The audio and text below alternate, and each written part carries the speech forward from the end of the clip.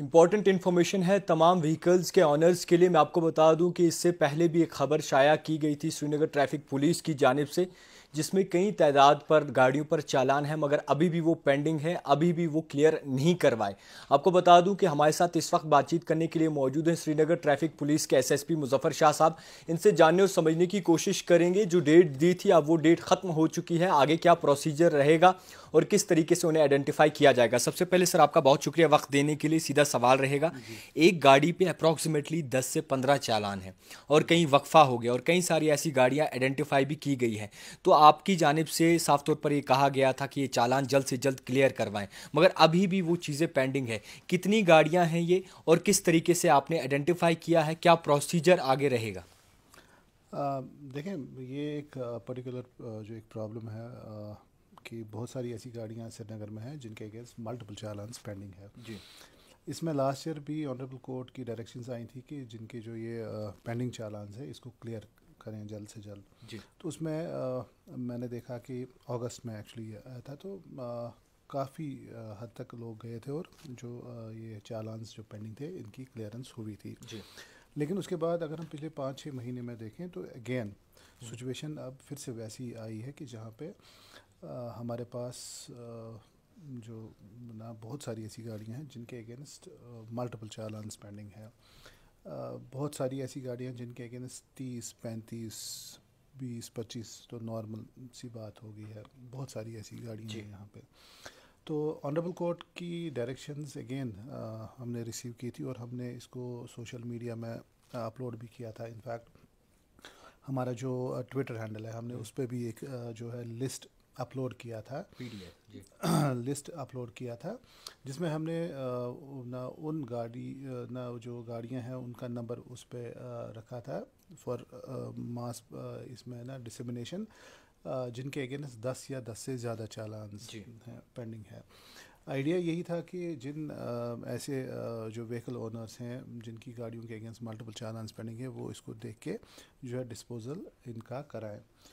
ये कुछ 1200 प्लस ऐसी गाड़ियाँ थी जिनके अगेंस्ट 10 से ज़्यादा जो चालान्स जो पेंडिंग थे। सो नियर अबाउट 16,000 के करीबी चालान थे जो पेंडिंग थे। उसमें जो मैं देख रहा हूँ कि सारे तो अभी तक आए नहीं है। Almost we have reach just 40% of the challans have been disposed of.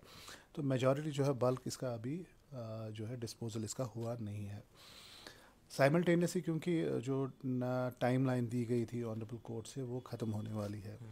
और साथ साथ हमने रिक्वेस्ट ऑलरेडी जो है कोर्ट को की है कि जो जिनके अगेंस्ट ज़्यादा चालान हैं उनके अगेंस्ट प्रोसेस इशू किए जाएँ। तो इनिशियली नोटिस होगी, उसके बाद इसमें नॉन अवेलेबल भी हो सकता है कल हो, या अवेलेबल वारंट भी इशू हो जाए, क्योंकि ना बहुत बार ऐसे व्हीकल ओनर्स को मौका दिया गया है कि फॉर डिस्पोजल ऑफ द चालान्स। लेकिन देखने वाली यही बात है कि इंस्पाइट ऑफ रिपीटेड जो आपको मौके दिए जा रहे हैं for disposal of these challans, ये आप डिस्पोजल इनका नहीं कर रहे हैं। Ultimately the court will resort to coercive measures. उसमें वो ये कि जब आपके अगेंस्ट वारंट इशू हो जाएगी फिर आप मजबूर हो जाएंगे खुद ही कोर्ट में जाने की। और फॉर दैट मैटर फैक्ट कि हम भी जो है बीच बीच में जो जो हमें गाड़ी मिलती है हम उसको सीज़ करते हैं जिनके अगेंस्ट मल्टीपल चालान पेंडिंग है।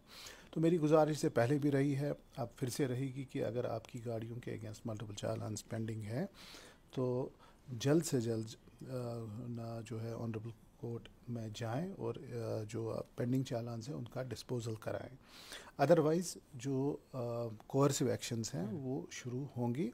तो उसके बाद फिर आपके पास कोई मौका नहीं रहेगा कि आप कोई प्ली नहीं ले सकते कि हमें पता नहीं है अभी डिस्पोज करेंगे। उसके बाद जो आपकी जो क्योंकि टाइम लाइन फिनिश होगी इसमें। अच्छा सर, आपसे एक और सवाल रहेगा। कई सारे ऐसे लोग हैं जो इस बात को मजाक समझते हैं और ट्रैफिक पुलिस श्रीनगर की जानिब से वक्ती तौर लिस्ट भी शाया की गई है और आगाह भी किया गया है, तो अप्रॉक्सीमेटली अब कितना वक्फा बचा है उन लोगों के पास, उन व्हीकल्स के ऑनर्स के पास जिनके ऊपर 10 या 15 या 25 चालान हैं?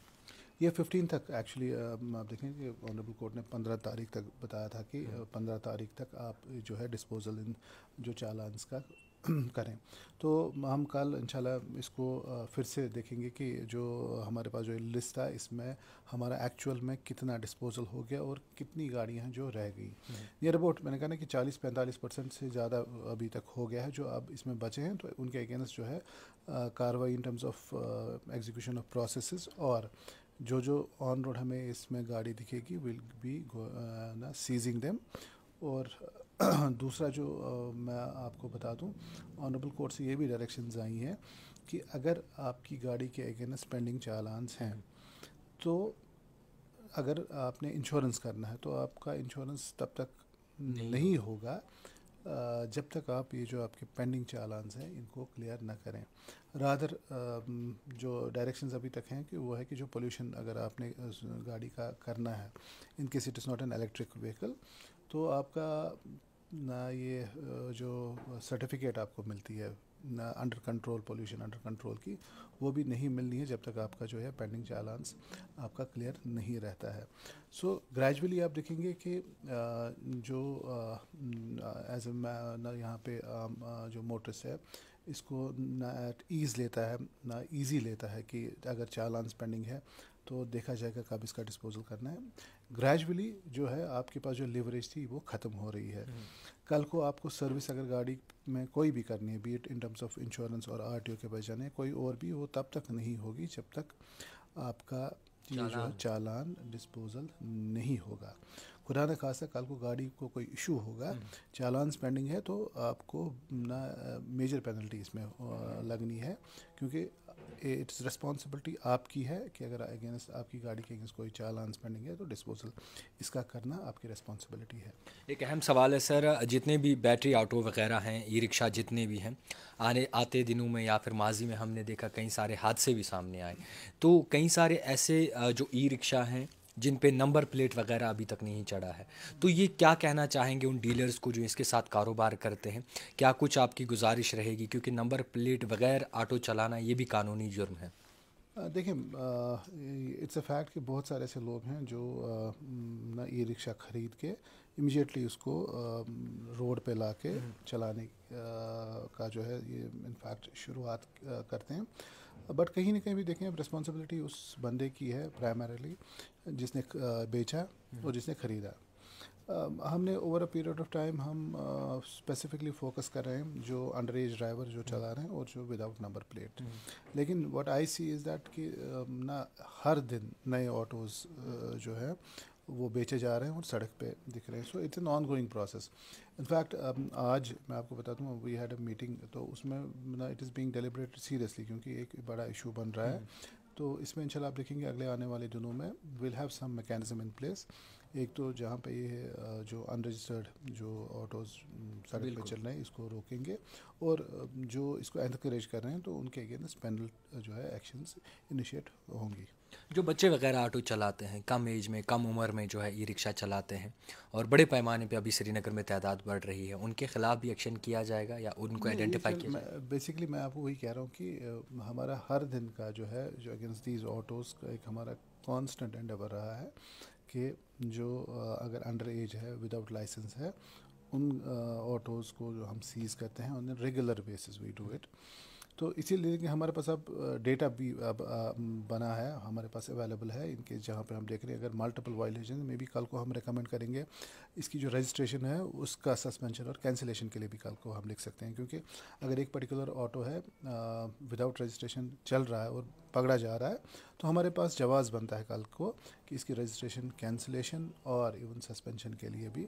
और अगर बंदा रिपीट ऑफेंडर है, मे बी इसकी लाइसेंस भी हम रिकमेंड कर सकते हैं फॉर सस्पेंशन और even to the extent of cancellation also. जो ये कंपनी ऑटो वगैरह देती है या फिर वक्ती तौर फराहम करती है, इनके ख़िलाफ़ भी एक्शन होगा जो नंबर प्लेट के वगैरह? देखें, ये डोमेन है आरटीओ का, तो इनफैक्ट मैंने कहा ना कि इसमें हम we are very serious about it कि अगर एक पर्टिकुलर अभी एक इशू बन रहा है तो हम ना किस तरीके से इसको टैकल करें। इंशाल्लाह आप देखेंगे will have some mechanism in place. बहुत शुक्रिया वक्त देने के लिए। जितने भी व्हीकल्स के ऑनर्स हैं जल्द से जल्द अपने चालान जितने भी पेंडिंग है वो डिस्पोजल करवा लें, वरना आपके ख़िलाफ़ जो है एक्शन लिया जा सकता है। और ई रिक्शा वालों के लिए ये ख़बर है कि जितने भी ई रिक्शा चलाते हैं, जो बच्चे चलाते हैं, वो बाकायदा तौर पर इस बात से आगाह हो जाएं कि आने वाले दिनों में अगर आपके पास लाइसेंस नहीं है, आपकी एज उम्र कम है, तो आपके ख़िलाफ़ भी जो है बाकायदा तौर पर एक्शन लिया जा सकता है। अपनी जानों की हिफाजत करें। देखते रहिए द टाइपराइटर जावेद खान के साथ।